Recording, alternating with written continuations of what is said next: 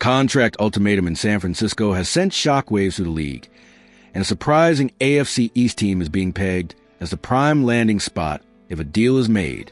On July 14th, 49ers wide receiver Jauan Jennings delivered a clear message to front office.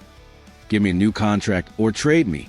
Coming off a career year and with San Francisco's receiving core already looking thin, Jennings has picked the perfect moment to leverage his value, putting the 49ers in a very difficult position.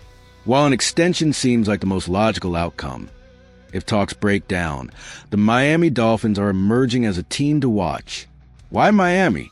The answer is simple: desperation. The Dolphins are a team built to win now, but they've consistently fallen short of expectations. With pressure mounting on the front office and coaching staff, and with rumors swirling around the long-term futures of stars like Tyreek Hill and Tua Tagovailoa, the 2025 season feels like a make-or-break year. According to Cody Benjamin of CBS Sports, this desperation could lead them to make a bold move for a player like Jennings. The logic is sound. While Hill and Jalen Waddle are an elite duo, the third receiver spot is a revolving door of uncertainty. The Odell Beckham Jr. experiment failed in 2024, and the team is now relying on Nick Westbrook-Kine and the recently unretired Darren Waller. Waller is a high-risk, high-reward gamble, and Jennings will provide a much-needed dose of reliability. The key to this entire scenario, however, might be familiarity. Jennings has a direct history with head coach Mike McDaniel and current Dolphins assistant Bobby Slowick from their shared time in San Francisco. He knows the system and could be integrated into the offense seamlessly. As Benjamin notes, Miami might want to add a more versatile chess piece after trading away Jonnu Smith, and Jennings, who is more of a known quantity than Waller, fits that bill perfectly. Jennings' value has never been higher. After signing a 2-year, $15 million deal in May 2024, he exploded last season, posting 77 catches for nearly 1,000 yards and 6 touchdowns. He became one of Brock Purdy's most trusted targets, especially after Brandon Ayuk's season-ending injury. He proved he can handle a significant role in a high-powered offense. But before Dolphins fans start ordering their Jennings jerseys, there are significant hurdles. The 49ers are already thin at receiver after trading Deebo Samuel and will be creating another massive hole by dealing Jennings. The biggest obstacle by far is the salary cap. The 49ers have over $45 million in space, while the Dolphins have less than $2 million. A trade would be almost impossible unless Miami sends a player like Westbrook-Kine on a 1-year, $6.5 million deal back to San Francisco to make the finances work. Ultimately, this trade scenario is fueled by two powerful forces: Jauan Jennings' leverage and the Miami Dolphins' desperation. It's a long shot, but in a league where win-now pressure forces bold decisions, it's a possibility that can't be ignored. In the world of the NFL, respect is earned, not given, and Hall of Fame legend Randy Moss just served a heavy dose of reality to Miami Dolphins superstar Tyreek Hill. When one of the most dominant receivers to ever play the game speaks, the league listens.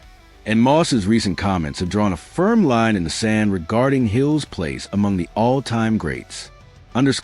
During a recent interview with the South Florida Sun-Sentinel, Moss was asked where Tyreek Hill ranks in the pantheon of legendary receivers. He didn't hold back. In a critique that was both sharp and direct, Moss dismissed the idea that Hill is even in the conversation for the greatest of all time. He's nowhere near all time, Moss stated bluntly. He did, however, give Hill credit for his current standing in the league, adding, "Where is he in today's game? Tyreek Hill is probably top 5. I'll put him in the top 5. This is a crucial distinction. Being elite today is not the same as being an all-time legend. To be fair, Hill has accomplishments Moss does not, chiefly a Super Bowl ring from his time with the Kansas City Chiefs. But when you look at the career statistics that build a Hall of Fame legacy, Moss's argument becomes undeniable. Moss, who played 14 seasons, sits at 4th on the all-time receiving yards list with 15,292 and 2nd in receiving touchdowns with 156. Hill, entering his 10th season, is currently 42nd in yards, 11,098, and tied for 30th in touchdowns, 82. The timing of his critique is significant. After 2 phenomenal seasons in Miami where he surpassed 1,700 yards each year, Hill saw a major regression in 2024. Plagued by quarterback Tua Tagovailoa's injuries and struggles, Hill managed only 959 yards and 6 touchdowns. This dip in production, combined with massive upcoming salary cap hits, has fueled trade rumors all offseason. But Moss wasn't done. In a classic display of his legendary confidence, he was asked who he believes is the true greatest wide receiver of all time. His answer was pure Randy Moss. "Are you being political or are you being for real?" he asked a reporter.